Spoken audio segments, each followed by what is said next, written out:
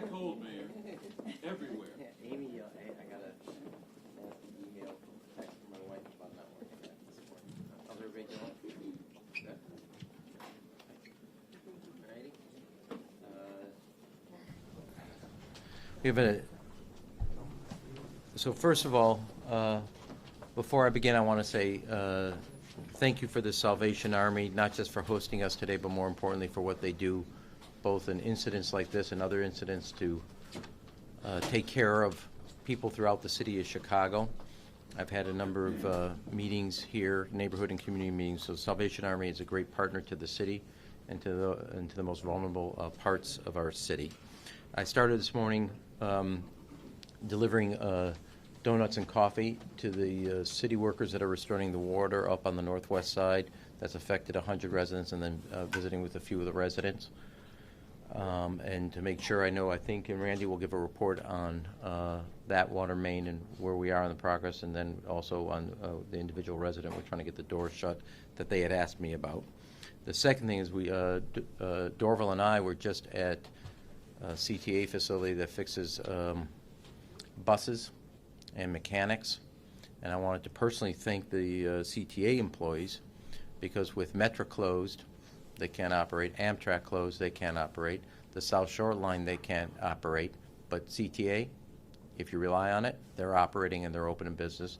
I do think underscoring the Chicago moniker that we're the city that works, and that's a living proof of it. And I wanted to thank all those employees. I want to thank the police and fire, the nurses and doctors that are at the hospitals. I think Lisa will talk about this, but I think there was some UIC students, med students who've been working on the buses that we have as mobile shelters for homeless. They've been also there, and I want to thank them and call out. I want to call out all the residents who are being good neighbors. I want to thank them. There are people that are literally hosting parties, potlucks, play dates, sleepovers, and showing exactly the city of Big Shoulders is also the city of Big Hearts. And I also want to, as I said last night, I don't think you guys were there, a number of you were there, but I want to thank the media. We try to give help, not only information, but helpful tips for your safety and for the public's health. And you have played an essential role in making sure they have that information. And there's a lot of ways we've seen and can monitor that. And so I want to thank also the media for playing an important role at this kind of situation we've had. We've gone from snow to freezing temperatures, wind chill, and obviously we're getting prepared for snow that will come this evening. But I do want to say to all the public employees throughout the city that have been operating, they've been doing an incredible job of delivering services for our residents. Our basic motto, though, even in those situations, whether it's water, CTA, and delivering services, if you can't get to the service, like we've done with the buses for the homeless, the city will come to you to deliver a service. Nobody will get turned away. And the city has pulled together in an incredible way. I do want to note that you will hear from Richard Titus, who is the quarterback of this effort as head of OEMC, Lisa Morrison Butler, who's running the Department of Family Services, Dr. Julie Marita from Public Health, Judy Friedlin from Buildings, LaTanya McDade, who is the head chief education officer of CPS, Rich Titus, as I said, Alonzo Williams from the Park District, Jamie Ree at Aviation for O'Hare Midway, John Tully at Department of Streets and Sanitation, and then Randy Connor from Water, and Dorval Carter from CTA. All of them have done, and their teams have done an incredible job throughout this period of time, making sure that the city that works does work and delivering the services that we need to, and making sure that all our residents get what they need to stay safe and stay healthy. As I've said, with more snow on the way, we're not out of the woods yet.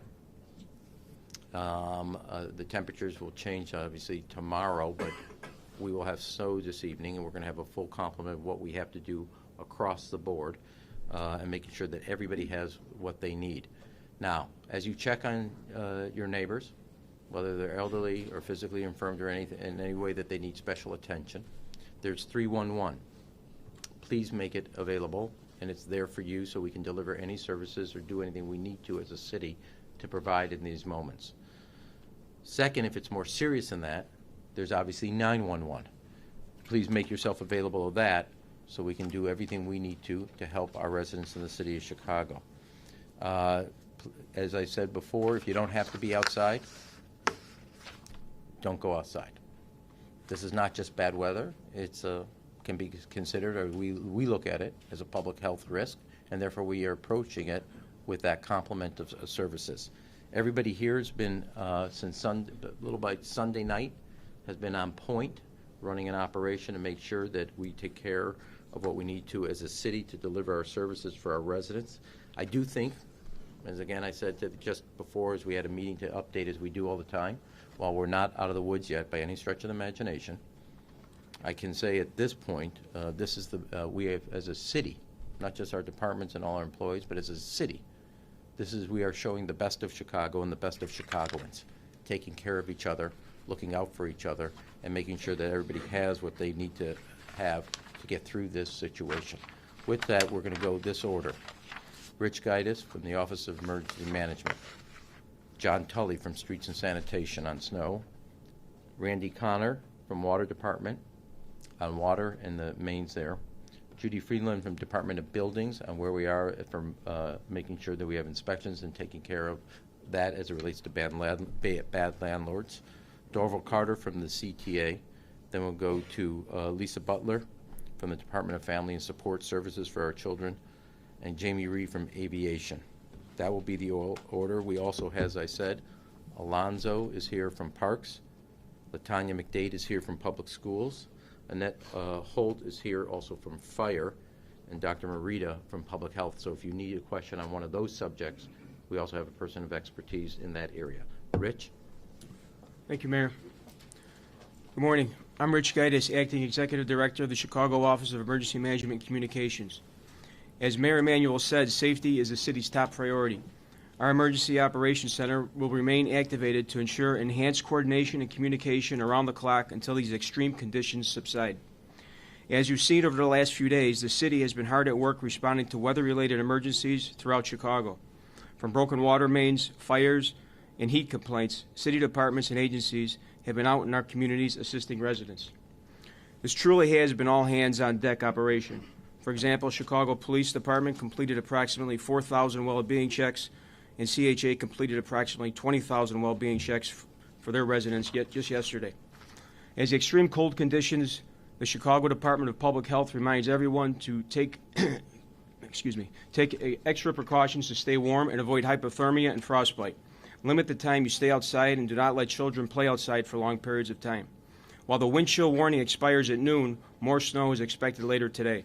With that in mind, we again remind residents and businesses to shovel the sidewalks and corners in front of their homes and buildings. Finally, we ask motorists to be mindful when heading out. The changing weather will affect road conditions, yield to emergency vehicles, and give plenty of room for plows and salt trucks. It's now my pleasure to turn it over to Commissioner John Tully, Department of Street and Sanitation. Thanks, Rich. I'm John Tully, the Commissioner of the Department of Streets and Sanitation. I'd like to first of all thank Mayor Emanuel and all the city workers at each city agency, as well as the social service agencies that have been involved in this effort. Today we're going to be expecting additional snow. We just followed a period of, I think, 13 consecutive days of some snowfall. So today, during the evening rush, we'll have snow beginning approximately between 4 p.m. and 5 p.m. It'll be light to start. The snow will last until approximately 2 or 3 tomorrow morning. We'll have our full complement of plows and spreaders available. We have over 200,000 tons of salt still available to us, and we're still receiving deliveries. The recent snow and cold has increased the possibility of ice beneath snow, and I just want to warn motorists and pedestrians to be aware that it's a dangerous condition. If you must travel today, we ask that you take public transportation if possible. If not, please take caution when driving. Please slow down, drive carefully, and give way to snowplows and emergency vehicles. We'll continue to monitor the conditions throughout the night at our Snow Command Center.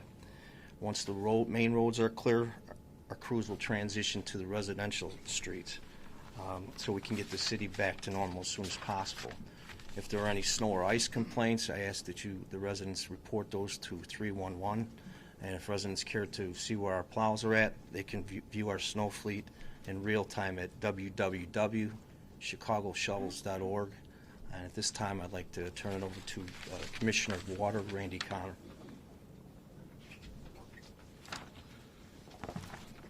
Thank you, John. Again, my name is Randy Connor. I'm the Commissioner for Chicago Department of Water Management. The Department of Water Management begins its weather preparedness plans in the summer, making sure that our crews are adequately trained for cold weather situations and safety. We are prioritizing weather-related issues and have allocated the manpower to be ready in these extreme weather conditions.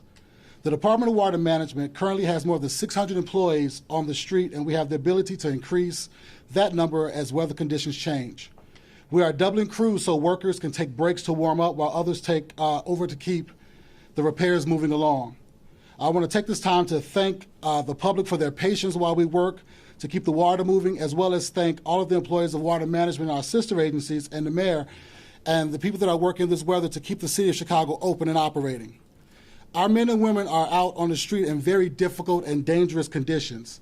It is our priority to make sure that they remain safe. We are not looking for any heroes in this out there in this situation. Since Monday night, we have received calls regarding 11 frozen hydrants, 524 complaints of no water, 52 frozen services, and 22 broken water mains. To date, we've completed 8 frozen hydrants, 301 no water inspections. We've thawed 30 confirmed frozen services, and we've repaired 16 confirmed broken water mains. Right now, we're dealing with six confirmed water main breaks that range in size from 8 inches to 12 inches, 22 confirmed frozen water services, and 223 reports of no water. During this process, we will be shutting off water as necessary when repairs are underway, and our crews will be notifying any homes or businesses that will be affected by these shutdowns. To keep your water services from freezing, to prevent pipes from breaking inside your home, we ask that you maintain proper heat in your homes, and we do not recommend the use of space heaters. However, if you choose to use them, be sure that they are UL certified and at least 3 feet away from anything that can ignite. We ask that you would insulate your pipes, particularly those outside or on the perimeter of the residence. Run a trickle of cold water on each floor from each faucet, from the furthest point from the location of where the main water service comes into the home. Make sure that there is warm air circulating in any area where there are water pipes. This includes garages and unheated areas of the home. Please make sure to familiarize yourself with the location of your internal shut-off valve in the event that your pipes freeze. They ask you to remove all garden hoses and hose bibs and cover the bibs with styrofoam insulating caps. Repair any broken or cracked windows in your homes, and if pipes do freeze, do not use candles or any open flames to thaw them. We recommend that you use a hairdryer or a heating pad. And at this time, I would like to bring up Judy Friedlin, Commissioner of Department of Buildings. Thank you. Hello, I am Judy Friedlin, Commissioner for the City of Chicago Department of Buildings. The Department of Buildings continues to actively monitor and respond to calls from residents who have no heat or insufficient heat in their apartments. Building inspectors have completed 708 heat inspections over the last 3 days. We have a full team of 35 inspectors out again today. We are assisting residents and working with building owners across the city to address heat systems. As the mayor has said, we are exercising our police power to protect the safety of Chicagoans and make emergency repairs to restore heat in buildings during this historic cold. Since yesterday, we have assigned 7 properties to the receiver to restore heat, and there's work in progress on all of them, and heat is being restored. We take this action in emergency heat situations, especially when there are children, seniors, or those with special needs who are living without heat, and their landlord is uncooperative or incapable of keeping the heat on. In addition, we continue to refer buildings to circuit court for emergency prosecution tomorrow. As we have said throughout the week, if you are a renter and your landlord is not providing adequate heat or no heat at all, call the landlord and then call 311 if your landlord is not responsive. Responding to these calls is our top priority. And again, if you're a landlord, you should be proactively checking your systems to make sure that everything's in working order to avoid an emergency, and then you find yourself in circuit court. So just please take care of your buildings, be there, and be responsive to your tenants. Finally, I want to thank our inspectors who have been working around the clock for the last week, inspecting and working with tenants, reaching out to family services when people need assistance. They've been out there, and I'm very proud of them, and I'm very grateful to them. And I'm also thankful to our colleagues at the law department that have been helping us get these cases into court very quickly, often the next day, and sometimes even the very same day. So thank you to them as well. They're all true public servants, and they're really what makes our city so special. Thank you. And now I would like to introduce my colleague, President of the CTA, Dorval Carter. Good morning. My name is Dorval Carter. I'm the president of the Chicago Transit Authority. Once again, I think given the circumstances, CTA service went fairly well this morning. We continue to face some ongoing equipment and track issues just because of the severe cold weather, but there were no major incidents that seriously disrupted service over the course of the morning hours. I also want to take a moment to thank the dedicated men and women of the CTA who are working extremely hard over the last few days to make sure that the service has continued to run as smooth as possible. I certainly want to thank the mayor for meeting with some of them today. I can tell you from the looks on their faces and the excitement that they truly appreciate the public as well as others recognizing the hard work that they're doing, particularly under the circumstances that we're trying to provide that.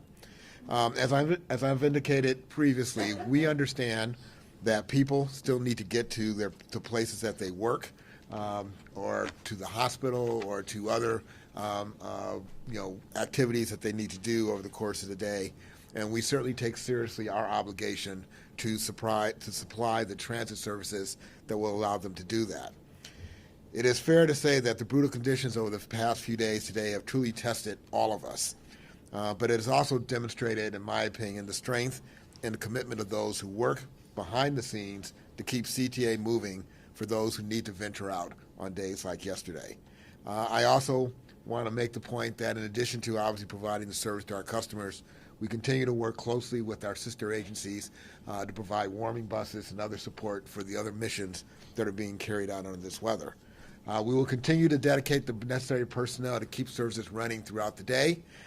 We anticipate running regular service this afternoon, as we have done throughout this entire event. We look forward to supporting our customers as they continue to meet their transit needs over the course of the next day. And with that, I will now introduce Commissioner Lisa Morrison Butler. Good morning. My name is Lisa Morrison Butler, and I'm the Commissioner for the Chicago Department of Family and Support Services. The DFSS Regional Community Service Centers will continue to run as warming centers with an extended schedule from 9 a.m. to 8 p.m. today. As you've heard us say before, our Garfield Community Service Center at 10 South Kedzie and our King Community Center, 4314 South Cottage, will be open 24 hours. We know that between our DFSS warming centers, our senior centers, Chicago Public Libraries, our faith-based partners, and Chicago Park District, that we are operating close to 300 warming centers around the city, and yesterday we had 600 people in those centers. While many of the shelters that we fund some of them are full, but we still have availability because we dropped 500 additional beds in city facilities, and with the help of the faith-based community, added to our shelter beds for this weather emergency. We are incredibly grateful for all of our partners. We would not be able to mount this effort without organizations like Salvation Army and Catholic Charities, without other city agencies. For example, we had your beautiful wife is what it says. You want to take it? We had 34 people. I just had to call you out, Stefano. I'm not proud of that. But that is a great moniker there, buddy. I'm proud of you. And I hope she's safe, wherever she is. I hope she's safe and warm. Yeah. We had Record shows, I want the cameras on sometimes. He's blushing. Go ahead. That's okay. We had 34 people with us, for instance, overnight last night at one of our libraries, because it was simply too dangerous to send them outside once the warming center hours would have ended. As most of you already know, at the mayor's request, we put a CTA bus on the street Sunday night to function as a warming center.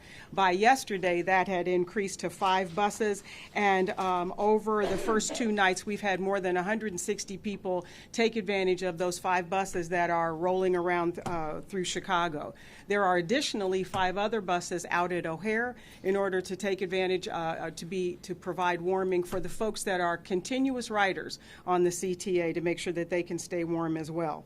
As another example, our seniors are reporting back to us that they are getting those robocalls, and they appreciate the extra attention. They know that we have them on our radar screen.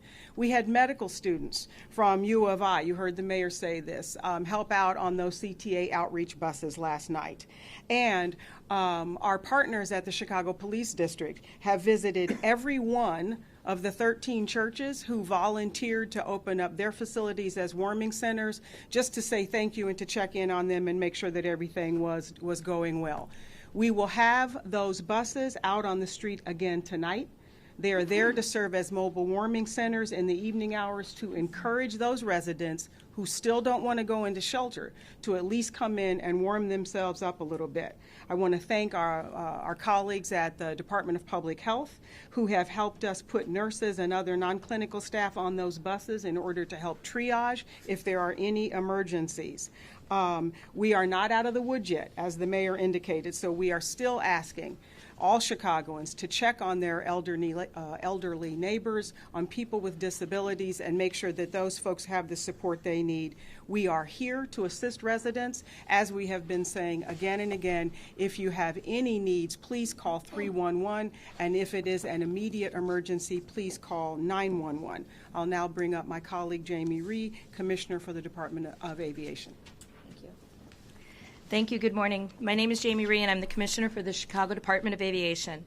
I want to assure the traveling public that Chicago's airports continue to be up and running today thanks to the hard work and the dedication of CDA staff and our federal and our airline partners, who are all working around the clock at both O'Hare and Midway. We're shifting gears after 2 days of extreme cold and preparing for this afternoon's snow event. Teams of over 600 city workers will lead our snow program, operating over 300 pieces of equipment to keep the roadways and the runways clear at both airports. We are fully stocked with resources in place to maintain operations in spite of both the cold and the snow. Currently, we have about 600 cancellations for both O'Hare and Midway. We're encouraging travelers, as always, to call ahead to your airline to check on your flight status. We remain in constant communication with the FAA, our airport partners, as well as our fellow city agencies to maintain readiness for any event. I want to thank all the men and women who keep the airport safe, whether at the federal, the state, or the local level. It really does take us all working together to ensure safe and efficient operations at Chicago's airports. We'll continue to keep the public informed as conditions change throughout the week. Thank you. So three things. One, as I said, we have Alonzo Williams from the Park District here. If you have a question in that area, Latanya McDade from Chicago Public Schools, Annette Holt from the Chicago Fire Department is also here, and Dr. Marita from Public Health is here. We've been joined by the excellent Alderman Walter Burnett, who represents this area, opened up this facility a few years ago, as I said. And I do want to underscore what all the efforts are in making sure that we're bringing the type of services to all our residents and making sure that we get through this in one city. But I do think all the residents have shown, as they've pulled together, what it means to be a city of the big shoulders and big hearts. Because I embarrassed you, or your wife did. You get the, Stefano, you get the first question. But now we're all going to be responsible for why our phones don't say beautiful wife when it comes ringing over there. So now all of us are in trouble. Okay. Yeah, not a problem. Could Dr. Morrison talk about frostbite Sure. issues, the big issue that we're all concerned about? She loves to talk about this. Trust me. I want you to wear a hat, Yeah, too. I know. So one of the potential problems that people are going to experience with these extreme weather is frostbite. And it usually happens on extremities or exposed areas. And so that's why it's so essential for individuals to cover up potentially exposed parts of their body, their face, their nose, their heads, their hands, their feet. Covering those things up are really important. Signs and symptoms of frostbite include redness, numbness, tingling or losing sensation in your hands or your feet or your toes or the exposed areas. If people experience those things, they should not rub those areas. It's automatic instinct to want to rub your hands or rub your nose or rub your toes, but you shouldn't do that. That actually causes more problems. So individuals should warm their hands, put their hands under their armpits, against their body, go inside immediately. You can stick your hands in warm water, but it should be warm water, not hot water, so people can burn their hands. So have someone else check the water to make sure that it's not too hot. And then just, if those symptoms don't subside and there seems to be ongoing pain and discomfort or discoloration, they should seek medical attention. Do you have any sense of how many people have been afflicted by? So we will, yeah, it's interesting. We have a continuous stream of information from the hospitals in the area reporting cold-related hospitalizations or visits, including frostbite or hypothermia, and the numbers really have not been that high. And the hospitals are still able to accept patients, so they're not overwhelmed. So I think what's been really heartening is that I believe because of the strong messaging that's gone out about people taking precautions, people are listening, people are doing the right thing and protecting themselves. Go ahead. A couple of questions for Commissioner Tully. Okay, sure. Commissioner, for this afternoon, we're getting into those temperatures, I believe, where salt is less effective. Do you think that's going to be a challenge for you this afternoon in your crews out on the street, or do you have other methods? No, we treat our salt so we get a little bit more temperature, efficiency out of that. So really it became an issue maybe a couple days back when this extreme cold started, but I think temperatures rising a little bit, I think that's going to help us. We're expecting approximately between 1 to 3 inches, 1 further north and 2 to 3 to the south. So I think we'll be fine, and we do have the plows. And Tell them about the juice stuff. yeah, we do treat our salt with beet juice. And if you've seen it on the expressways, even you notice that pink color. So we do treat a large amount, and particularly on overpasses and bridges, that works well for us. That makes it more effective? Because it adheres, the salt adheres, and it also it becomes more sticky, so it kind of stays in the spot instead of getting pushed off to the sides of the roads. Will the lighter traffic volumes help you today?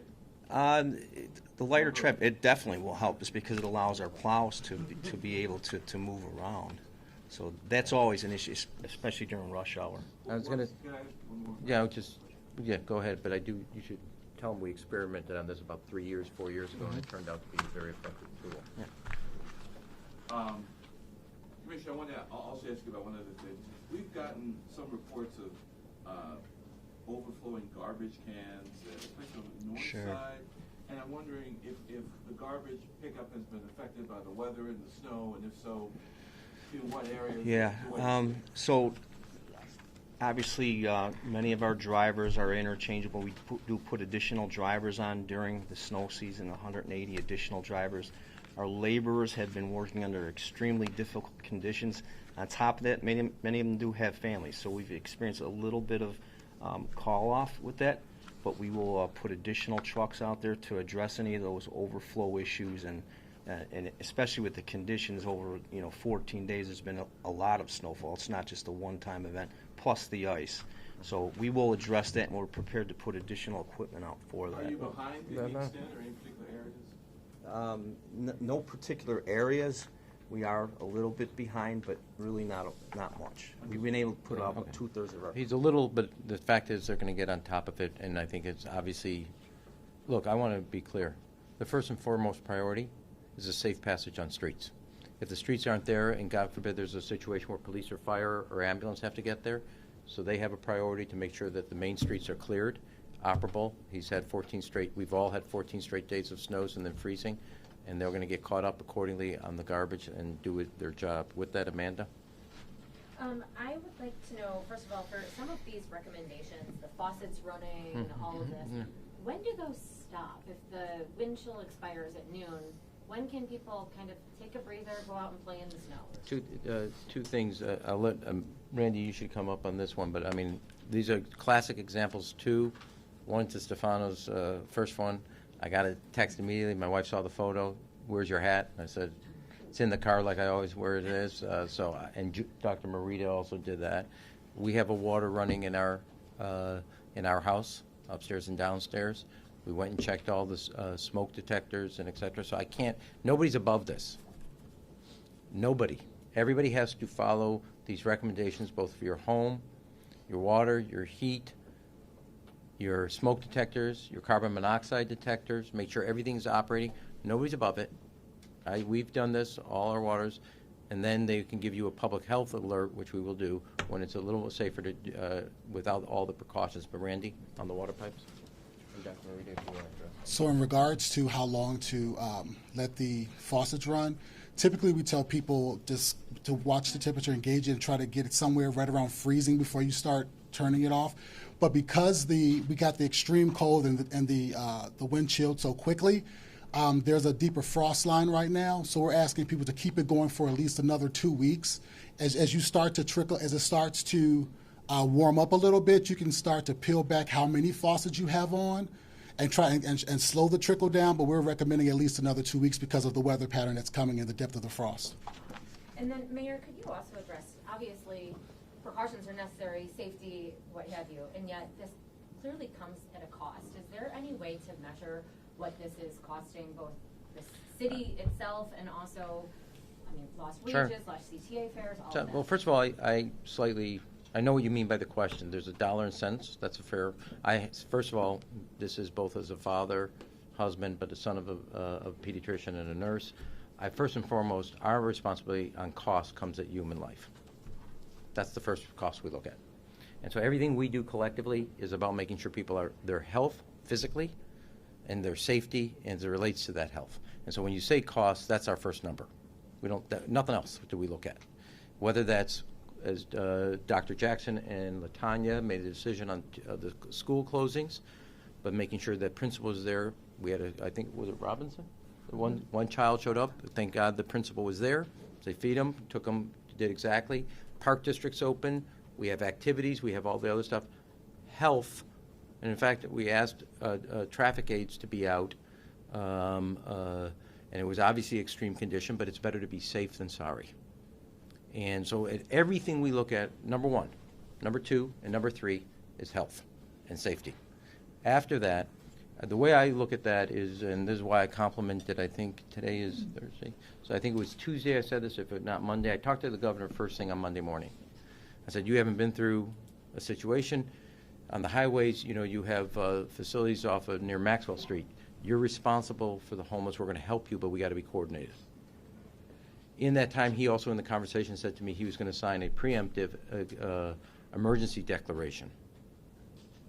And I thanked him, and I thanked him privately, and I thanked him publicly, because that's exactly the right thing to do. So as it relates to certain costs that get affiliated with this emergency response, our governor, and for the whole state, he did it, not just for Chicago, but is declared an emergency, which allows certain costs, which Rich will then be tabulating after we're through this period, to make sure that we, as it relates to things that have to get reimbursed from a public service.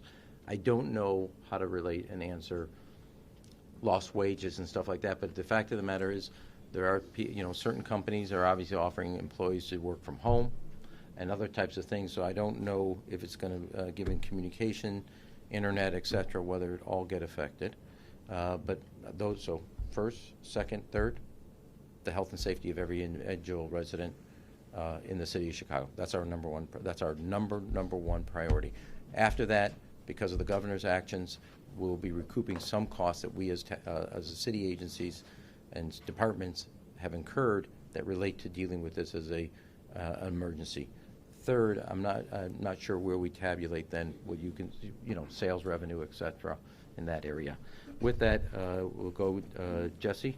I think is Jesse from Univ. Yes, right here. It was basically the same question to share. I know, but when you say it, it sounds so much like a different. No, I'm joking. Go ahead, Jesse. Yeah, the economic impact that this unprecedented weather has on our city. Look. I mean, there's an impact. We're in the middle of it. We haven't calculated it. I will say, and I'll then refer to my remarks earlier and the way I look at this, not just on the health side. I actually think there's a reflection of who we are as a city. So when you think about one impact economically, people have taken care of each other. They've responded by offering to do potluck dinners at their home.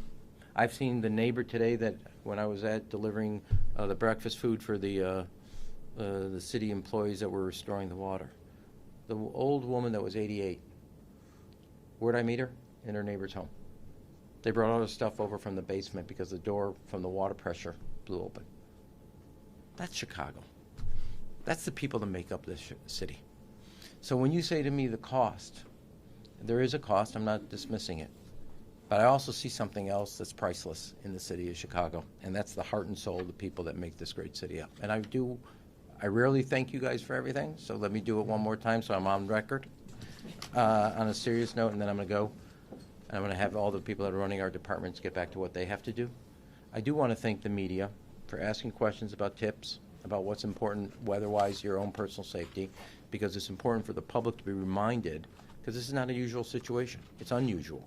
Therefore, we have to do things and remind people both for their personal well-being, the well-being of their residents, the well-being of their home and their property, what you have to do to take the precautions so nothing bad happens. And I get to all the city employees. I don't want to call particular departments or agencies out. All of them. All of them, when I mean that, including hospitals, including churches, including social services like the Salvation Army. Everybody has shown incredible effort of being leaning forward in doing what we have to do in what is clearly an extreme situation. And I think the city of Chicago, the people of the city of Chicago, the services we rely on have stood up, stand up, and they are reliable, and I want to thank them all. Thank you. Mayor, can you say anything about the hate crime in Streeterville? Rich, real quick. Just ask you a quick question before you go. Do you know what IFB we are? Do you know what IFB we are? No? One? I just want to ask you about, you said that you were found in the video.